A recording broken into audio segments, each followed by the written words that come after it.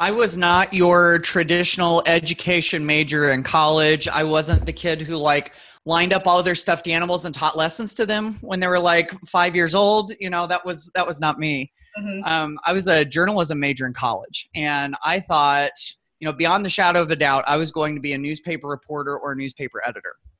And I got into college. I did all the internships. I did all the things I was supposed to do. Got out in the real world. Got a job doing county government, covering county government. Hmm. I hated it. Like, Yeah. hated it. It was, you get out there and you realize something just is not for you. This job was not me at all. And whenever I covered things in schools, whenever I went out and did stories about schools, I just always felt at home. I couldn't put my finger on why, but I felt at home in schools.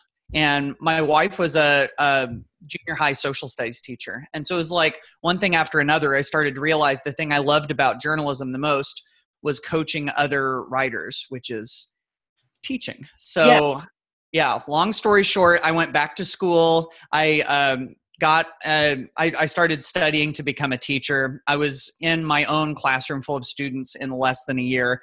And so I was kind of like thrown to the wolves and, trial by fire and all of that stuff. And it's been kind of a whirlwind experience to get me into it, but I'm so glad that I did.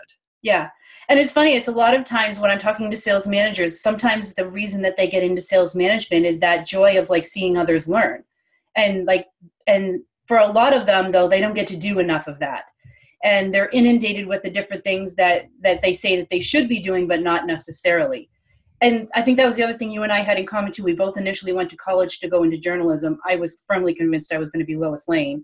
Mm-hmm. I ended up somehow getting into marketing and then into sales. So don't ask me how I got there. Doesn't that make you cooler than Lois Lane now? I guess, well, I've got the leather jacket to prove it. So hopefully. Nice. Yes.